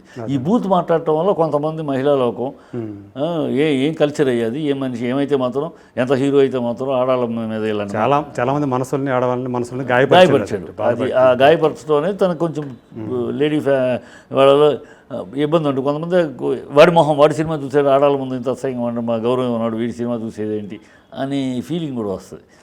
అది కొంచెం అనవసరంగా నోరు జారాడు. అదేనమ్మా ఈజీ క్యారెక్టరు, లూజ్ క్యారెక్టరు డిబేట్లకు వచ్చినప్పుడు మన ఈజీనెస్ మన ఫ్రెండ్స్ తోటిను మన ఇంట్లోనూ కూర్చొని లూజ్ టంగ్ ఉండకూడదు. మన ఇంట్లో మన ఫ్రెండ్స్ అంటే మనం ఏదో అయినా సరే అసలే అడ్జస్ట్ అయిపోతారు. డిబేట్స్లో వచ్చినప్పుడు ఆ డీసెన్సీ, ఆ డికోరం, ఆ డిగ్నిటీ, ఎందుకంటే మిగతా వాళ్ళు ఉన్నారు, అమ్మాయి చెప్తాను కూడా ఉంది, సార్ మనం డీసెంట్గా చేద్దాం, చిట్టిబాబు గారు ఉన్నారు, అక్కడ లాయర్ గారు ఉన్నారు, ఇంకో సెన్సార్ మెంబర్ ఉన్నారు, మనం లెటర్ సీరియస్గా డిస్కస్ చేద్దాం అంటానే ఉంది. అన్నాడు ఎస్ అంటున్నాడు, మళ్ళీ నేను ఎస్ అంటున్నాడు, మళ్ళీ ఆన్ అవగానే మళ్ళీ అది ఏదో అలా జరిగిపోయింది. అసలు ఆ సీరియస్నెస్ తీసుకోవాలి, అదే తప్పు. సీరియస్నెస్ తీసుకుంటే ఇంకో రకంగా ఉండేది, తనకు చాలా అడ్వాంటేజ్ అయ్యేది. అడ్వాంటేజ్ చేయడానికే నేను ప్రయత్నించాను సిన్సియర్గా. ఇష్యూ ఇంతటితోటి ఆగిపోతే మనం కూడా చూద్దాం, వివాదం అనేది అన్వాంటెడ్గా అయిపోవాలని కోరుకుంటున్నాను. నేను ఇద్దరికి ఇచ్చిన సలహా కూడా అది, అలాగే దీంతో ఫినిష్ చేయండి, సినిమా వాళ్ళకి మీడియాకి అవినాభ బంధాలు ఉంది, మీకు మేము కావాలి, మాకు మీరు కావాలి. ఇక్కడ మనం ఈ అయిపోయింది దేర్ పుట్టేనండి, ఇద్దరిది ఉంది కనుక అటు తప్పు మీ అమ్మాయి గెటవడే తప్పు అయితే తప్పున్నారా బూత్ అంటాం కనుక 2 తప్పులు ఉన్నాయి, వదిలేసేయండి దీంతో అన్నా. మరి వాళ్ళు ఈయన ఫార్మల్గా ఏదో కంప్లైంట్ ఇచ్చినట్టున్నారు, ఇవాళకి ఇచ్చినట్టున్నారు, దాని మీద అక్కడతో ఆగిపోతే సంతోషం. పోస్ట్ కరోనా తర్వాత మనం చూస్తూ ఉన్నాం కొన్ని సినిమాలు, చాలా తెలుగు సినిమాలు అఖండ నుంచి బిగిన్ చేసుకుంటే అఖండ కానీ, పుష్ప కానీ, RRR కానీ, ఇట్లాంటి మంచి అంటే పాన్ ఇండియా లెవెల్లో పుష్ప, RRR చాలా పెద్ద పేరు తెచ్చుకుని పెద్ద హిట్ అయినాయి. తర్వాత కన్నడ నుంచి వచ్చిన KGF 2 ఇక్కడ తెలుగులో కూడా పెద్ద హిట్ అయింది. సో ఆ తర్వాత వచ్చినటువంటి ఈ ఆచార్య చూసుకుంటే చాలా ఎక్స్పెక్టేషన్స్తో వచ్చింది. పైగా తండ్రి కొడుకులు ఆల్మోస్ట్ ఫుల్ ఫ్లెడ్జ్డ్ క్యారెక్టర్స్లో కనిపించిన first film Chiranjeevi, Ram Charan. So ఈ సినిమా ఆశించినట్లు కూడా కాదు, అసలు ఎవరు ఎక్స్పెక్ట్ చేయని రీతిలో ఎందుకంటే ఆడట్లేదు అనేది. ఆడట్లేదంటే దాంట్లో కారణం ఉంది. ప్రేక్షకులు మీరు సినిమా చూసాను ఫస్ట్ డే 7 గంటలకే చూసాను. ఒకటి ఉందండి, ప్రేక్షకులకి దయాదాక్షిణ్యాలు లేవు. ఎంతటి హీరో అయినా నువ్వు, నందమూరి తారక రామారావు అయినా, చిరంజీవి అయినా, కృష్ణ అయినా, ఎంతటి మనగాడివైనా నీ సినిమా బాగా లేకపోతే చూడరు. అది ఆనాటి రామారావు గారి రోజుల నుంచి ఈనాటి దగ్గర ప్రూవ్ అవుతుంది. సూపర్ స్టార్ కృష్ణ బ్రహ్మాస్త్రాన్ని నేను, స్పైడర్ని ఎందుకు చూడలేదు, పవర్ స్టార్ పవన్ కళ్యాణ్ని అజ్ఞాతవాసం కానీ, కాటమరాయుడు కానీ ఎందుకు చూడలేదు. సో ప్రేక్షకులకి ఎప్పుడు బాగుంటే నెచ్చిన పెట్టుకుంటారు, బాగా లేకపోతే రెండో తోసేస్తారు. ఇక్కడ ఈ సినిమా ఒక చిన్న క్యాలిక్యులేషన్లోనూ, ఒక చిన్న దీంట్లో, అందుకని నేను నా మీద కూడా చాలామంది కోపడ్డారు చిరంజీవి ఫ్యాన్స్. ఏదో నేను ఇంటెన్షనల్గా నాకు నా ప్రతి సినిమా సక్సెస్ అవ్వాలని కోరుకునేవాడిని సినిమా. ఎందుకంటే పెద్ద సినిమా సక్సెస్ అయితేనే, ఆ డబ్బులు రొటేషన్ అయితేనే ఇండస్ట్రీ పచ్చగా ఉంటుంది అని కోరుకునేవాడిని. నేను ఎప్పుడు ఒక సినిమా ఫ్లాప్ అవ్వాలనుకో, కాకపోతే కొన్ని తప్పిదాలు జరిగినప్పుడు అది ఓపెన్ ముందు చెప్తే తప్పు, రిలీజ్ అయిపోయినాక ఓపెన్ అయినాక నిజాన్ని చెప్పాల్సి, నిజాన్ని దాచే గుణం నాకు లేదు, నిజానికి చెప్పడానికి భయపడే లక్షలు. అందువల్ల నేను చెప్పాను కూడా. ఏమిటి కారణాలు ఆ సినిమా ఎందుకు అంత డిసప్పాయింట్మెంట్ అయింది ప్రేక్షకులకి? ఇద్దరూ కలిసి చేస్తున్నారు, కొరటాల శివ డైరెక్షన్, 4 హిట్లు ఇచ్చిన అపజయం ఎరిగిన డైరెక్టర్, ఇద్దరు మాస్ హీరోస్. సో ఇద్దరు తండ్రి కొడుకులు, ఇద్దరు అతను మాస్ హీరో, ఇద్దరు మాస్. ఇప్పుడు రామ్ చరణ్ కూడా వరుస హిట్లో ఉన్నాడు. RRR తోటి రేంజ్ కూడా పెరిగింది. అంతకు ముందు సినిమా కూడా హిట్ కదా, రంగస్థలము ఇప్పుడు వరుసగా హిట్లో ఉన్నాడు. ఆయన సూపర్ మెగాస్టారు. సో ఇద్దరి మీద ఇతను ఏదో కొండలు పిండి చేసే విషయాలుగా ఎక్స్పెక్ట్ చేశారు కదా. అక్కడ సినిమా చూసేటప్పటికి టోటల్ రాంగ్ ట్రాక్లో ఉంది. ఆ సినిమా కథే పాత కథ, కొత్త కథ కాదు. రెండోది ఎన్ని రిపల్సివ్ పాయింట్స్ ఉన్నాయంటే దాంట్లో, అందుకనే ప్రజలు తిరస్కరించడం. ప్రజలు కూడా ఏమి ప్రేక్షకులు ఓన్లీ ఫ్యాన్సే కదా, మిగతా జనరల్ చాలా డెవలప్ అవుతూ వస్తున్నారు. జనరల్ ప్రేక్షకులు కూడా ఎందుకు ఫ్యాన్స్ అటు ఇటు అన్నా, జనరల్ ప్రేక్షకులు ఇన్ జనరల్ బాగాలేదు ఎందుకు అంటున్నారంటే కొన్ని రిపల్సివ్ పాయింట్స్ ఉన్నాయి. అయ్యా ఇవాళ రథాలు తగలబెడుతున్నారు, విగ్రహాలు పగలగొడుతున్నారు, దేవాలయాలపై అన్యాయం జరుగుతుంది అని ప్రజలు వేదన పడుతున్న సందర్భంలో దేవుని ప్రాంగణములో దేవుని దర్శనానికి రండి అని చెప్పి ఆఫీసర్లు తీసుకెళ్తూ ఆ ప్రాంగణంలో ప్రదక్షిణలు చేస్తూ ఉండగా చంపుతారా? రక్తపాతము మరణకాండ అక్కడ చేస్తారా దేవుని ప్రాంగణం లోపల? ఇది ప్రజలు అంగీకరిస్తారా? ప్రజలు స్వీకరిస్తారా? రిపల్సివ్ అయింది అది. ప్రతి చూసే హృదయానికి దైవభక్తి ఉన్న ప్రతి ఒక్కరికి కూడా, గుడికి వెళ్ళే ప్రతి వ్యక్తికి కూడా, చాలామంది వెళ్ళేవాళ్ళే రిపల్స్. అరే గుడి ప్రాంగణంలో మర్డర్లు చేస్తారేంటి, అక్కడ రక్తపాతాలును దారుణ మారుణ హత్యలు అక్కడ చేస్తారేంటి, ప్రాంగణం లోపల ఇప్పటికే అది దీన్ని బాధపడుతూ ఉంటే రథాలు తగలబెడుతున్నారు, విగ్రహాలు పగలబెడుతున్నారు బాబు, ఇదేంటి? ఇది ఒక రిపల్సివ్. రెండోది, నక్సలైట్స్కి దేవుడికి కనెక్షన్ లేదు, ఉండదు. చిరంజీవి గారు వేస్తున్నారు కనుక, రామ్ చరణ్ చిరంజీవి గారు నక్సలైట్ వేషాలు వేస్తున్నారు కనుక వాళ్ళు ఏం చెప్పినా జనాలు ఒప్పుకుంటారంటే తప్పు. వాళ్ళు నక్సలైట్లు వేస్తున్నారు కనుక వాళ్ళు దేవుడు బొట్టు పెట్టుకుంటున్నారంటే కరెక్ట్ కాదు. అందులో ఒక ఐటమ్ సాంగ్ కూడా పెట్టారు. అది ఒప్పుకోరు. ఎందుకు ఒప్పుకోరు? నువ్వు ఒప్పించాలని ప్రయత్నిస్తే ఒకవేళ ఒక నక్సలైట్ అన్నవాడు, కమ్యూనిస్ట్గా ఉన్నవాడు, నక్సలైట్గా ఉన్నవాడు దేవుడి మీద నమ్మకం ఏర్పడేది తప్ప అంటే ఎస్ ఏర్పడిందని చెప్పాలంటే దాని ఘట్టమేది, బలీయమైన ఘట్టమేది. ఎందుకు ఒక ఎర్రకండువా కట్టుకుని నక్సలిజం మీద ప్రేమించేవాడు దేవుడి వైపు బొట్టు పెట్టుకునే స్థాయికి ఎందుకు వెళ్ళాడు అంటే దానికి ఏదో బలమైన ఘట్టం ఉండాలి. ఏముంది ఘట్టం? ఏమీ లేదు. నువ్వు చెప్పావు కనుక నేను వినాలంటే ఎట్లా? వాళ్ళు పెద్ద హీరోలు కనుక వాళ్ళు ఏం చేసినా నేను అంగీకరించాలంటే ఎట్లా? ప్రజలు అలా ప్రేక్షకులు అలా అంగీకరిస్తారు. అట్లా టోటల్గా ఏదో మన ఇద్దరం అతను నాలెడ్జ్ లేక అసలు నక్సల్స్కి ఉండే భావజాలం ఏంటి, దేవుడు ఏదో కొత్తతనం చెబుతామని, కొత్త ప్రయోగం అని, ఇదేదో కొత్తదనంగా చెబుతున్నావు అని ఫీల్ అయ్యి ఉంటారు. ఎక్కడో రాంగ్ ట్రాక్ టోటల్గా. ఆ అమ్మాయి క్యారెక్టర్ పూజా హెగ్డే ఏముంది, ఏదో పేరుకుంది. ఇంకో హీరోయిన్ కాదోలు హీరోయిన్ లేదు అసలు, టోటల్గా ఎయిటెడ్. అంటే ఎక్కడో ప్రతి నిమిషం ఒక రాంగ్ ట్రాక్ ఎన్నుకున్నాక, ఎప్పుడు కూడా సినిమాలో అదే ఉంది, ఒక రాంగ్ ట్రాక్ ఎన్నుకున్నాక దాన్ని సరిదిద్దటానికి చేయబోయి తప్పులు అయిపోతుంది. అదే ఆ సినిమాలో. ఒక 2 సన్నివేశాల్లో రవికాలే అని ఒక పాపులర్ యాక్టర్ కనిపిస్తాడు.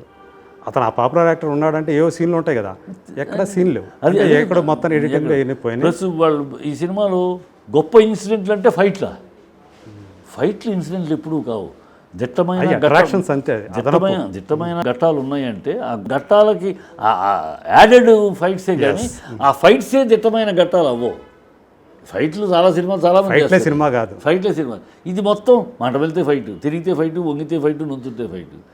వాళ్ళిద్దరు ఉన్నారు కనుక వాళ్ళు ఫైట్లు చూసేస్తారు, ఫైట్లతో వెళ్ళిపోతారు. ఎక్కడో రాంగ్ ట్రాక్. అంటే నేను మాట్లాడితే నాకున్నంత మాత్రం జ్ఞానం లేదా? ఉంది. అంటే ఎక్కువ మంది వేళ్ళు కొరటాల వైపే వెళుతున్నాయి కదా. అలా కూడా ఎక్కువ మంది వేళ్ళు జ్ఞానం లేక కాదు. ఒక్కొక్కసారి మన జ్ఞానంతో ఏదో ఒక ట్రాక్ మనం కన్విన్స్ చేయగలం, మనం ఆడియన్స్ని ఒప్పించగలం, మనం చేస్తున్నాం కనుక ప్రజలు అంగీకరిస్తారు అనే ఒక ధీమా భరోసా అనిపిస్తుంది ఒక స్టేజ్లో. అలాంటి ధీమా భరోసా వీళ్ళిద్దరికీ, డైరెక్టర్కి, ప్రొడ్యూసర్లకి, ఆర్టిస్టులకి కలిగి ఇది ఓకే మనం చేస్తున్నాం కదా, దాన్ని పెద్దగా ప్రశ్నించారు ప్రజలు, మన ఇమేజ్ని బట్టి వెళ్ళిపోద్ది, నడిచిపోద్ది అని అలాంటి భరోసాలతోటి తీసిన సినిమా. అది ప్రేక్షకుల దగ్గర ఆ దయాదాక్షిణ్యాలు లేవు. అంటే ఆచార్య చూసి మీరు డిసప్పాయింట్ అయ్యారా? మీరు బాగా డిసప్పాయింట్ అయ్యారు. నేను పొద్దున్నే 5 గంటలకు లేచి, అంటే మామూలుగా తెల్లారిదేమో లేస్తాను అనుకోండి, లేచి నాకైతే కార్యకర్తలు మన పనులు ఏది చూసుకుంటాం, ఆ పనులన్నీ పక్కన పెట్టేసి 7 గంటల షోకి వెళ్ళా.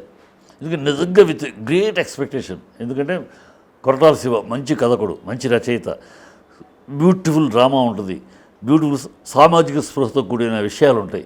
ఆ సోషల్ రిలవెన్స్ మ్యాటర్స్ అంటే నాకు ఎప్పుడు ప్రాణం. నా సినిమాలన్నింటిలో కూడా నేను తీసిన సినిమాల్లో సంతానమైన, నా పేరు దుర్గన, రైతు భారతం అయినా, అన్నిటి గెలుపైన ఏ దీంట్లో చూసినా ఒక సోషల్ మ్యాటర్ ఉంటుంది నా సినిమాలో. అలా నాకు అదొక సామాజిక అంశాన్ని అందులో నాకు ఇష్టం. కొరటాల శివ అంటే ఎందుకు లైకింగ్ అంటే సామాజిక స్పృహతో కూడిన విషయాలు ఉంటాయి ప్రతి సినిమాలో, మిగతా ఘట్టాలు ఉంటాయి. 2 హీరోలు దొరికాడు, ఒక హీరోతోటే బ్రహ్మాండం చించేసే సినిమాలు తీసాడు. 2 హీరోలు దొరికాడు, ఏదో చీల్చి వదిలేస్తాడు. మనం ఈ 2 గంటలు తల తిప్పలేని పరిస్థితుల్లో ఉంటాయి గొప్పగా అని ఎక్స్పెక్ట్ చేశాడు. సరే బిగినింగ్ స్టార్ట్ అయింది, ఇంకేదో వస్తుంది. థియేటర్ అంతా స్తబ్దుగా సైలెంట్గా ఉంటుంది. నాలాగనే అందరూ ఎదురు చూస్తారు, ఇంకేదో ఎపిసోడ్ వస్తుంది. రాలేదు. ఇంటర్వెల్ ముందు రామ్ చరణ్ ఇంట్రడక్షన్. అక్కడితో అమ్మ సరే ఇప్పుడు రామ్ చరణ్ వచ్చాడు ఇంటర్వెల్కి. సో సెకండ్ 2 హీరోల మీద ఏమేమి ఉండదు. చూస్తున్నాం ఫైట్ వస్తుంది, మళ్ళీ ఫైట్ వస్తుంది. ఎక్కడ ఒక లేదు, బలమైంది లేదు, ఉద్వేగభరితమైనది ఏది కనిపించదు. సాంగ్ వచ్చింది, ఇద్దరి మీద సాంగ్. అది ఇద్దరి మీద సాంగు భలే బంజారా. రామ్ చరణ్, నా కళ్ళు రామ్ చరణ్ మీదకి రామ్ చరణ్ ఎరగదీసి చేశాడు. కానీ చిరంజీవి పక్కన రామ్ చరణ్ కాదు కదా, మరొకడు ఎవరైనా సరే ఏ హీరో నుంచున్నా కూడా చిరంజీవి పక్కన ఆ చిరంజీవి డ్యాన్స్లో గ్రేస్ కానీ ఆ ఫేషియల్ ఎక్స్ప్రెషన్స్ ముందు కానీ ఎవరి మొహం చూడలేము. ఎంతైనా జెరాక్సే ఒరిజినలే. ఆ పాటలో నాకు చూస్తున్నాను, నేను రామ్ చరణ్ చూడటం కోసం తిప్పాల్సి వస్తుంది. నాకు ఆ గ్రేసు ఎంత తేడా ఏంటంటే చిరంజీవికి మిగతా డాన్సర్స్కి అందరూ బాగా చేస్తాడు. కానీ దీంట్లో చిరంజీవి ఒక మెట్టు పైన ఎక్కడంటే ఆయన మన నాట్యానికి విదేశీ నాట్యానికి తేడా ఏంటంటే విదేశీ నాట్యం ఓన్లీ కదలికలతోటి అంతే, కాళ్ళు కదలికలు, చేతులు. మన స్పీడ్ ఉంటుంది. మన నాట్యంలో ఉన్న అందం ఏంటంటే కదలికలతో పాటు ముఖ కవళికలు ఉంటాయి. ఆ ముఖ కవళికలు ఉన్నాయి. ఆ ముఖ కవళికలు ఇది బ్యాలెన్స్ అవడంలో గొప్పగా ఉంటుంది. అందుకని మన నాట్యం సొగసు కూడా అది ఒక్క చిరంజీవి అందించగలడు. ఆ కాళ్ళు చేసే నాట్యం, చేతులు చేసే నాట్యం దాని పాటుకే చేస్తూ ఉంటాయి. ఈ ఫేసు ఆ ఎక్స్ప్రెషన్స్ ఈ ఫేస్ ఇస్తూ ఉంటుంది. అక్కడ మనకి ఆ ముగ్ధగా అలా చూడబుద్దేస్తుంది. ఆ పక్కన ఇంకే ఫేస్ చూడలేము మనం. ఎంత చిచ్చుకు నేను ఇప్పుడు చెప్పాను కదా, మీరు వెళ్ళి అబ్జర్వ్ చేయండి. ఆ ఫేస్ మూమెంట్స్ ఆల్మోస్ట్ ఇద్దరిది బాగానే ఉంటుంది. గ్రేస్ ఇద్దరు. కానీ ఆ ఫేస్ ఎక్స్ప్రెషన్ చూడండి, వాళ్ళు సీరియస్గా స్టెప్స్ కరెక్ట్గా వెళ్తే ఆ ఫేస్లో కనపడుతుంది. అది సీరియస్. ఇక్కడ అసలు అది కాళ్ళు ఆడే దాని బట్టి ఆడితే రిధంలో మనకేం ఆయన వదిలేసి ఫేస్ వేరే ఎక్స్ప్రెషన్ దీన్ని ఇస్తూ ఉంటుంది. అది చిరంజీవి ఒక గొప్పతనం.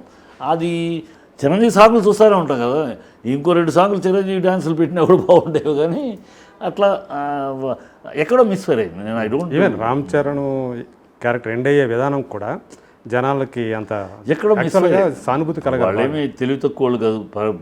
కొరటాల శివ ఏమి తెలివి తక్కువడు కాదు. ఫెయిల్యూర్ తీయాలని తీయడు కదా. చిరంజీవి గారు ఇంత స్టేజ్లో ఇలాంటి నాలెడ్జ్ ఎంతో అనుభవం ఉంది, ఎంతో నాలెడ్జ్ ఉంది. ఆయన ఒక ఫెయిల్యూర్ తీయాలని తీయడు కదా. ఒక క్యాల్కులేషన్ దెబ్బతింది అంతే. 4 సంవత్సరాలు పట్టింది అది. ప్లస్ ఏది పట్టినా ఈ సబ్జెక్టు మన మీద నప్పుతుంది అని నమ్మారు వాళ్ళు.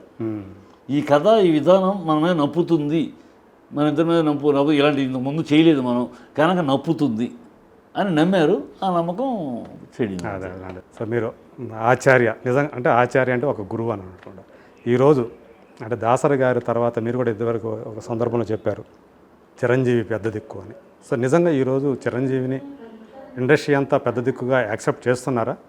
ఆ రకమైన వాతావరణం ఆయనే పెద్ద దిక్కు వద్దంటున్నాడు. ఊరిని జనాలు అంటే తప్పితే ఆయన పెద్ద దిక్కు వద్దంటున్నాడు. ఎందుకు వద్దంటున్నాడు ఆయన తెలుసు, ఆయన మనస్తత్వం కానీ ఆయన తెలుసు.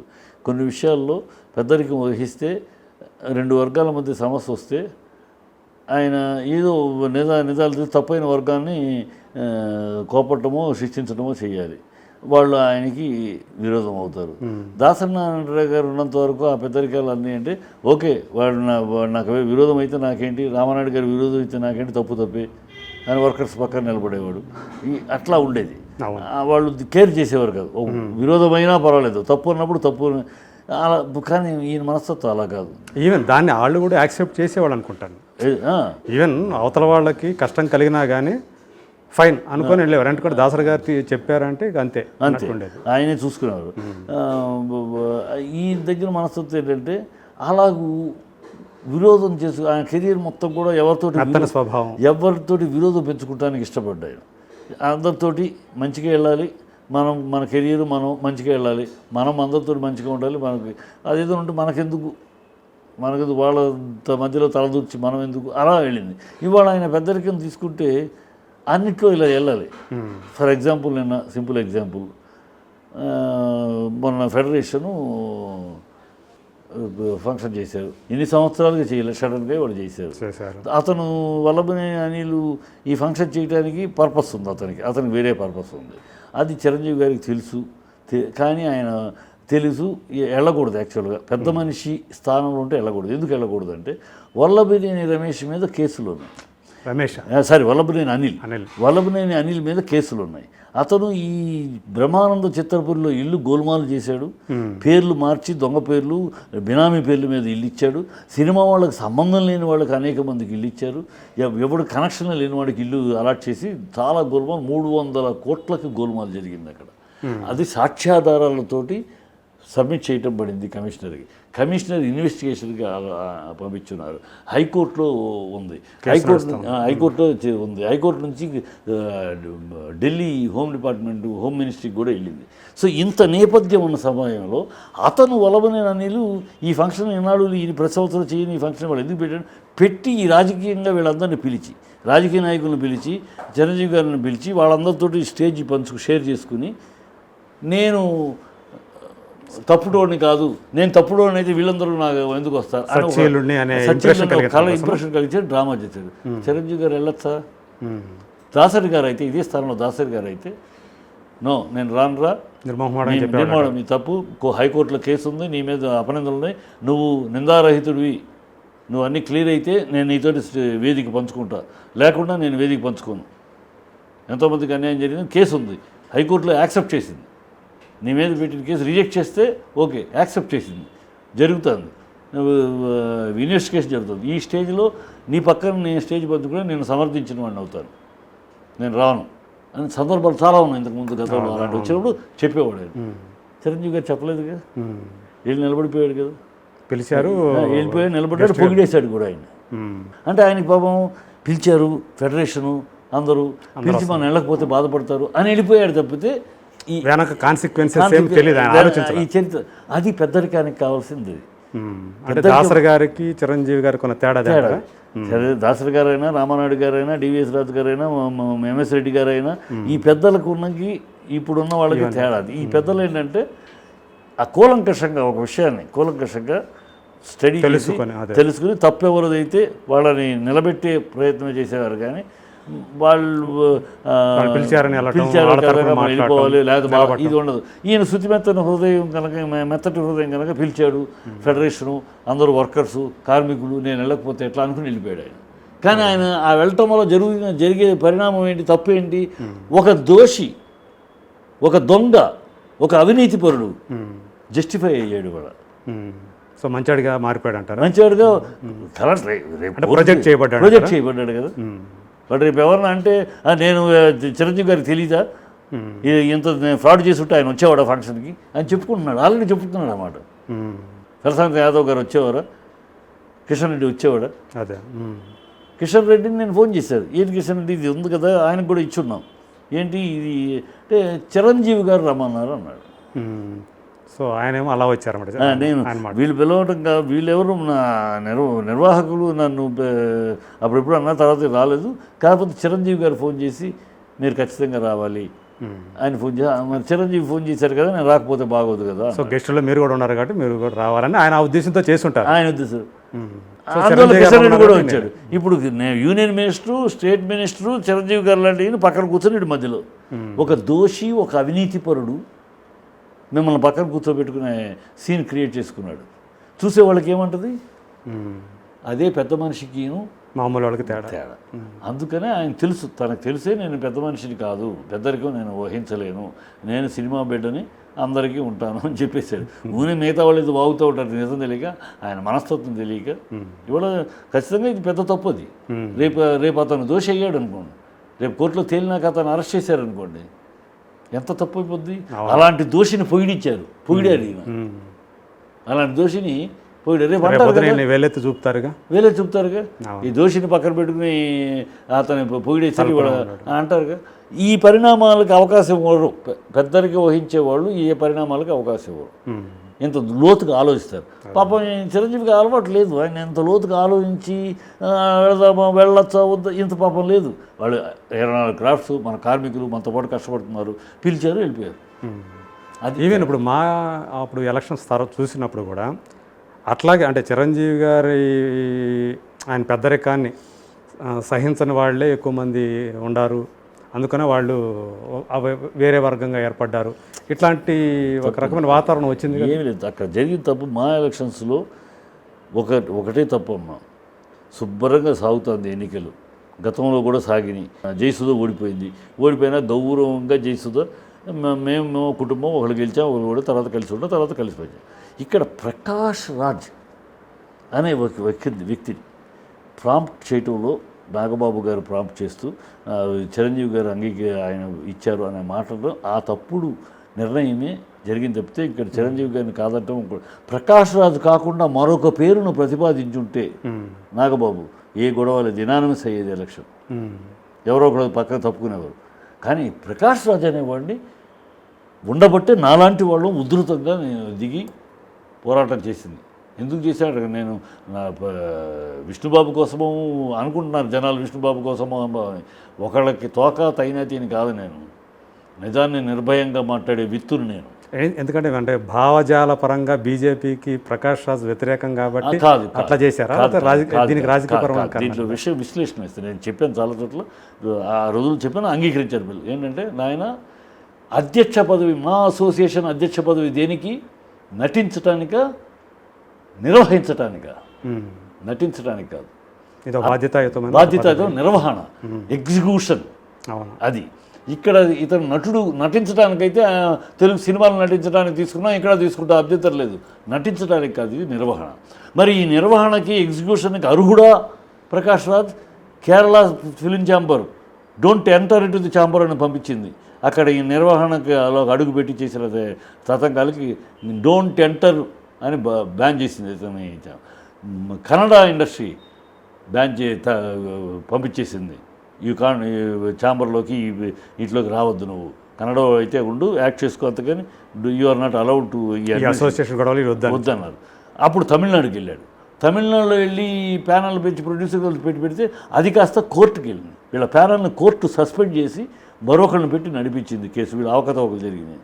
ఇలాంటి నేపథ్యం ఉన్న ప్రకాష్ రాజ్ నిర్వహణ విషయంలో ఇలా 3 రాష్ట్రాల చేత త్యజించబడిన ప్రకాష్ ఆల్రెడీ ఇక్కడ మాలో కూడా ఒకసారి సస్పెండ్ అయ్యాడు. అదే త్యజించబడిన ప్రకాష్ రాజ్ 24 కంప్లైంట్లు ఉన్న మా అసోసియేషన్లో 24 కంప్లైంట్లు, 1 కాదు 2 కాదు, ఆయన మీద ఇన్డిసిప్లిన్, షూటింగ్ లేట్గా వచ్చాడని, ప్రొడ్యూసర్లు హింసపెట్టాడని, కో ఆర్టిస్టులు తిట్టాడు, 24 కంప్లైంట్స్ ఉన్న ప్రకాష్ రాజ్ ఇదే అసోసియేషన్ ఎదుర్కొండా ఈ అసోసియేషన్ని విమర్శిస్తూ నిరాహార చేసిన ప్రకాష్ రాజ్ ఎందుకు వల్ల అవసరము? నా తెలుగు సంఘానికి తెలుగువాడు కాకుండా మరొక పరాయి రాష్ట్రం నుంచి ఇలాంటి ఒక ఫెయిల్యూర్ పర్సన్ ఎందుకు కావాలి? అంటే మీరు అన్నారు కనుక మేము తల వంచాలా? మీరు అన్నారు కనుక మేము అంగీకరించాలా? దట్స్ వాట్ నా వాదం. నా తెలుగు రాష్ట్రాలు తెలుగువాడు కావాలి. ఇందులో భిన్నత్వంలో ఏకత్వం, ఈ కొత్త డైలాగ్ మాట్లాడితే దానికి భిన్నత్వంలో ఏకత్వం అన్న దాని అంతరార్థం ఏంటి, అంతర్లీనంగా ఉన్న గుణాతిశయం ఏంటి తెలుసుకోవాలి. మన యూనిటీ ఇన్ డైవర్సిటీ అంటే నా డైవర్సిటీ యొక్క ఐడెంటిటీని కోల్పోయి యూనిటీ కాదు. భిన్నత్వంలో ఏకత్వం అంటే భిన్నత్వంలో ఉన్న నా ఐడెంటిటీని, నా యొక్క ఉనికిని కోల్పోయి నేను ఏకత్వం కావద్దు. నా ఉనికిని కాపాడుకుంటూ ఏకత్వంలోకి రావటమే భిన్నత్వంలో ఏకత్వం. ఓకే, మీరు తర్వాత ఇంకోటి కూడా ఎందుకు వాళ్ళు ఊరినే చిరంజీవి గారు అంటగడుతున్నారు తప్పితే చిరంజీవి గారికి దీనికి సంబంధం లేదు. ఈ ఓన్లీ ప్రకాష్ రాజ్. నెక్స్ట్ నేను అడిగాను, తెలుగు రాష్ట్రాలు, మన తెలుగు రాష్ట్రాల్లో అనేక మంది ఇక్కడ రాజస్థానీలు, గుజరాతీలు వ్యాపారాలు చేస్తున్నారు, రాష్ట్ర ఖజానాకి డబ్బులు కడుతున్నారు కదా. వాళ్ళు ఎవరన్నా ముఖ్యమంత్రి అవుతారంటే మీరు అంగీకరిస్తారా? తెలుగు కానివాడు ఈ తెలుగు రాష్ట్రానికి ముఖ్యమంత్రి అవుతాడు అంటే మీరు అంగీకరిస్తారా? వాడు తెలుగు సినిమాలు చేస్తున్నాడు కదా అని అంటే, తెలుగు సినిమాలు చేస్తున్నాడు, వెళ్ళి తమిళ సినిమాలు తీస్తున్నాడు, నా ప్రజల డబ్బు తీసుకెళ్ళి అక్కడ తీస్తున్నాడు, అక్కడ వాళ్ళకి పని ఇచ్చాడు, అది డబ్బింగ్ చేసి నాకు వదిలేడు, నా వర్కర్స్కి పని ఇవ్వాలి కనుక అది లెక్క కాదు. మీరు అంగీకరిస్తారా? తెలుగు కాని వాడు తెలుగు రాడు అంగీకరిస్తారు కదా, నైజం ఎవడో అంగీకరి. మరి ఇది మాత్రం ఎందుకు అంటున్నారు? ఇది నా పోరాటం. ఇందుకోసం నేను ఆయనకి విష్ణుకి సపోర్ట్ చేశాను. ఆ స్థానంలో విష్ణు కాకుండా మరొకడున్నా సపోర్ట్ చేసేవాడిని. ఈ ప్రకాష్ రాజ్ అనేవాడు లేకపోతే నేను అసలు మాట్లాడేవాడిని కాదు. ఎవరైనా మన తెలుగు వాళ్ళు ఎవరైతే రుతుంటారు, ఇక్కడ వాడు ప్రకాష్ రాజ్ అనే వ్యక్తి వల్లే నేను. కానీ ప్రకాష్ రాజ్ ఓడిపోయి మంచు విష్ణు గెలవటం వల్ల ఇది చిరంజీవి వర్గం ఓటమి అని చెప్పేసి ఒక ప్రచారం వచ్చింది. అది తప్పు. అది చిరంజీవి గారికి సంబంధం లేదు. చిరంజీవి గారికి ఏంటంటే, చిరంజీవి గారు ఏ స్థాయిలో ఉన్నారు? ఇప్పుడు మీరు వెళ్ళి నేను ఒక పోస్టులో నుంచుంటానంటే ఓకే అమ్మ బెస్ట్ ఆఫ్ లక్, నేను వెళ్ళి అడిగాను అనుకో ఓకే అమ్మ బెస్ట్ ఆఫ్ లక్. ఒక స్టేజ్లో సీనియర్ అయిన కూడా సీనియర్ ఉన్న కదా, ఎవరు వెళ్ళినా బ్లెస్ చేయటం పరిస్థితిలో తప్పితే ఆ స్థాయిలో ఉన్నాడు ఆయన. ఎవరు వెళ్ళినా బ్లెస్ చేయటమే, అలాగే బ్లెస్ చేశాడు. ఆ బ్లెస్సింగ్ని చిరంజీవి గారు స్పాన్సర్ చేశారు. దీంట్లో నాగబాబు గారు అనవసరంగా ఓవర్ డోస్ చేశారు దాన్ని. అదే అది లేకపోతే అసలు ఎంత ఉండేది కదా, ఇంత scene ఉండేది కదంట. నేను అనవసరంగా ఇప్పుడు నాలాంటి వాళ్ళని ట్రోల్ చేస్తారు వాళ్ళు మెగాస్టార్ ఫ్యాన్స్. నేనేదో no, I'm very sincere to my cinema, I'm very sincere to my Telugu. అదే నా తెలుగుతనానికి అమ్మలగన్న మా అమ్మ తెలుగు అమ్మ కన్నా తెలుగు బిడ్డే తెలుగు సంఘానికి కావాలి, అది నా స్లోగన్. అదే సో చివరిగా ఒకటి మీ ఒక పాత విషయం గుర్తు చేసుకుందాం. మీకు రైతు భారతం అనే సినిమాతోటి ఇందాక గుర్తు చేశారని చెప్పారు కదా మీతో, సౌందర్య అని ఆమె, అంత సౌమ్య అలియాస్ సౌందర్య, ఆమె ఇండస్ట్రీని మీరే తీసుకొచ్చారు. సో ఆమెతో మీకు అంటే మీకేనా కాదు, ఫ్యామిలీ మొత్తానికి ఆమె మీ ఫ్యామిలీ మెంబర్ లాగా ఉండేది. సో ఆమెతో ఉన్న ఒక అనుబంధం ఏమన్నా షేర్ చేసుకుంటారా మాతో? నేను అమ్మాయితో అనుబంధం నాకు చాలా తృప్తినిచ్చిన విషయం ఏంటంటే, అమ్మాయి విషయంలో ఫస్ట్ డే మేకప్ వేసుకున్న రోజు ఆ అమ్మాయి కంగుతుంది. నేను అమ్మమ్మని కెమెరా ముందు పారిపోయింది. తర్వాత నేనేం చేశానంటే నా వైఫ్ని, ఈ పిల్లాడు అప్పుడు చిన్నపిల్లాడు వీడు నరహత్తము, నా కూతురు, వీళ్ళంతా చిన్నపిల్లలు తీసుకెళ్ళి ఆ పక్కనే ఒక రూమ్ పెట్టి ఆ రూమ్లోనే వీళ్ళు ఆడుకునేట్టు వయసు సేమ్ దాదాపు చిన్న ఏజే కదా ఆ పిల్ల, ఆడుకునేట్టు ఒక ఫ్యామిలీ అట్మాస్ఫియర్ క్రియేట్ టీనేజ్లోనే ఉంది కదా, ఇంకా టీనేజ్లో ఫ్యామిలీ అట్మాస్ఫియర్ క్రియేట్ చేశారు. సో ఎందుకంటే వాళ్ళ నాన్నగారు అన్నారు, ఏమంటే అంటే మీ ఇష్టం అండి నాకు తెలీదు, నేను అప్పచెప్పాను, అమ్మాయి యాక్ట్ చేస్తే చేయించుకోండి, లేకపోతే పంపిస్తే పంపించేయండి, నేనేం చేయలేదు సార్. నేను అలాగా ఈ పిల్ల కొంచెం గబుడుని సడన్గా ఈ అట్మాస్ఫియర్లోకి ఇవ్వాలని నా వైఫ్ని తీసుకెళ్ళి పిల్లల్ని తీసుకెళ్ళి పక్కన వాళ్ళిద్దరిని పక్కన ఇంకో రూమ్లో వీళ్ళని పెట్టి సరదాగా వాళ్ళు ఆడుకుంటూ అలా ఒక వారం రోజులు ఆ అమ్మాయి ఫ్యామిలీ అట్మాస్ఫియర్లోకి వచ్చినాక యాక్ట్ చేసింది. అప్పుడు దాకా గొడవ పెట్టింది, అప్పుడు దాకా నేను చేయను అని ఏడుస్తూ కూర్చుంది. తర్వాత అలా కన్విన్స్ చేసి వచ్చింది. అప్పుడు అమ్మాయి దగ్గర ఒక మాట చెప్పావు, అమ్మ తల్లి ఇవాళ చెప్తున్నా నీకు, కెమెరా ముందు నువ్వు వచ్చావు, నేను మామూలుగా చూసి సెలెక్ట్ చేసుకున్నాను, ఇవాళ కెమెరా ముందు కెమెరా నుంచి నేను చూసుకున్నాక చాలా తృప్తిగా ఉన్నాను. నేను ఒక్కటి మాత్రం గుర్తుపెట్టి, నా తృప్తి ఏంటంటే ఏదో నా ఇంట్లో ఒక బిడ్డని నా ఇంట్లో బిడ్డను చూసిన ఫీలింగ్ ఉంది. ఇదే ఫీలింగ్ అందరికీ వస్తుంది మరి సినిమా చూసినాక. చూసే ప్రతి కుటుంబం కూడా అరే మన చెల్లిలాగా ఉంది, అరే మన ముద్దుగా మన బిడ్డలాగా ఉంది అనుకుంటారమ్మా. ఎందుకు అనుకుంటారంటే నీ ముఖ వచ్చస్సు కానీ నీ పర్సనాలిటీ కానీ అలా ముద్దుగా వాళ్ళ ఇంటి బిడ్డ. లైఫ్లో నువ్వు ఇవాళ నాకు మాట, లైఫ్లో సినిమాతో నువ్వు ఎంత పెద్ద స్టార్ అయినా అర్ధనగ్న డ్రెస్సులు కానీ ఎక్స్పోజింగ్ డ్రెస్సులు కానీ వెయ్యను అని నాకు మాట అని వెయ్యను అని అలాగని చెప్పాను. ఎందుకు అడుగుతున్నానంటే కూడా అమ్మా చెప్తున్నాను, నీ పర్సనాలిటీకి నీ ఫేస్కి నువ్వు ఎంత ముగ్ధ మనోహరంగా డ్రెస్సులు చేసుకుంటావో అంత ముద్దుగా చూసుకుంటారు నిన్ను ఆడియన్స్. ప్రతి ఆడపిల్ల నా బిడ్డ, మా బిడ్డ అమ్మాయి, మా పాప మా అమ్మాయి, మా సౌందర్యం మా పాపలాగా ఉంది ఇలా అనుకుంటారమ్మా. నువ్వు ఎప్పుడైతే అర్థంగా అటాచ్మెంట్ పోద్ది, ఆడియన్స్లో ఉన్న ఫ్యామిలీ అటాచ్మెంట్ పోద్ది, అది నువ్వు ఎప్పటికీ పోగొట్టుకోవద్దు. నీ కెరియర్ నీ దీన్ని బట్టి వెళ్తుంది అని చేతులు మాట ఇవ్వమంటే అలాగే అంకుల్ మాట ఇచ్చింది. చివరి దాకా ఫాలో చేసింది. ఒక పెద్ద డైరెక్టరు ఈ సాంగుకి నువ్వు ఈ డ్రెస్ వేయాలంటే సారీ అండి నేను వేయను అని చెప్పేసింది. అంటే నాకు ఫోన్ చేసి కూడా చెప్పింది. విలువిచ్చింది. అందువల్లే ఆ పిల్ల ఇవాళకి కూడా ఎవరన్నా అమ్మాయిని తప్పుడు మాట ఎవరన్నా అది ఇది అని కూడా అనరు. మిగతా వాళ్ళని మరి విన్నాం మనం, అది ఆ డ్రెస్ ఏంటి గాలి ఉండాలని అంటున్నాం. కానీ సౌందర్యం ఒక్కళ్ళైనా ఒక్క మాట జారి అనరు. డిగ్నిటీని మెయింటైన్ చేసుకుంటూ homely child, she homely child. మా ఇండస్ట్రీలోకి ఆ అమ్మాయి తర్వాత ఇంకా రాలా. ఆమె స్వతహాగా కన్నడ అమ్మాయి అయినా కూడా తెలుగు వాళ్ళు తమ అమ్మాయిగా అమ్మాయిని ఓన్ చేసుకున్నారు. ఆమె చనిపోయినప్పుడు ఉన్న కూడా ఎంత నాకు తెలిసి ఆఖరిలో కూడా ఒక ఇన్సిడెంట్, ఆమె ఎవరికి గెస్ట్ వేషం ఇలా ఇంత కెరియర్ మొత్తంలో ఎవరికి గెస్ట్ వేషం ఇలా. ఫస్ట్ టైం నేను అడిగాను గెలుపు సినిమాలో, అమ్మ నాకు ఆడాళ్ళ తరపున వాదించే ఒక లాయర్ క్యారెక్టర్ ఉంది, అది నువ్వే వేయాలమ్మా అన్నాను. Okay uncle, okay sir uncle okay sir. ఎప్పటికీ అంత ఫ్రెండ్స్ ఉన్న అందరినీ మా నాన్నని పాపాజీ అంటది, ఊరేగిరి అని మాట్లాడు. ఆయన నన్ను మాత్రం ఆ ప్రొఫెషనల్ రెస్పెక్ట్ తోటి సార్ అంటది. ఓకే సార్ మీరు డేట్లు పంపించండి అంది. పంపించాను. తర్వాత ఏంటమ్మా తర్వాత మాట్లాడుకుందాం అంది. వచ్చింది, యాక్ట్ చేసింది, అయిపోయింది. ఆ రోజు ప్రెస్ వాళ్ళు అడిగారు రామోజీ యూనివర్సిటీలో, ఎవరికి మీరు చేయరు కదా, ఇది మాత్రం ఈయనకి మాత్రం ఎందుకు చేసినట్టు ఆ రోజు ఒక్క మాట ఉంది. ఎక్కడో ఉన్న నన్ను తీసుకొచ్చి ఇంత స్టార్ అవటానికి మొదటి మెట్టు ఆయనని రుణం తీర్చుకున్నాను అంది. రుణం తీర్చుకున్నాను. అందుకనే ఆయన అడిగినప్పుడు డేట్లు క్యారెక్టర్ ఏమీ అడగలేదు. ఆయన చెప్పారు ఓకే మీరు డేట్లు పంపించండి అన్నాను. డబ్బు కూడా ఆయన్ని నేను ఎంత మీ ఇష్టం అన్నాను. మీరు ఇచ్చేది నేను ఒక గిఫ్ట్గా దాచుకుంటాను కానీ రెమ్యునరేషన్గా కాదు అని కూడా అన్నాను. ఆయన ఇచ్చారు, ఏదో తీసుకున్నాను, గిఫ్ట్గా పెట్టుకున్నాను జాగ్రత్తగా అందగా అని. కానీ ఆ విషయం నాకు ఎంత బాధాకరమైంది, చచ్చిపోయినప్పుడు బాధేసింది. ఎందుకంటే ఆయన రుణం తీర్చుకున్నాను అంది. ఆ మాట అనుకుంటా పోయేది, రుణం తీర్చుకోకుండా ఉంటే ఇంకా బతికేది. ఓకే, మనసులో ఒక బాధ అనిపించింది. Thank you sir, thank you చిట్టి గారు. చాలా విషయాలు మాతో పంచుకున్నారు. సో అశోకవనంలో అర్జున కళ్యాణ్ హీరో విశ్వక్సేన్ విషయం దగ్గర నుంచి సౌందర్య విషయం దాకా కూడా అనేక విషయాలు మాకు తెలియజేసినందుకు, మాకు తెలియని విషయాలు, కొత్త విషయాలు చెప్పినందుకు thank you so much sir. Thank you.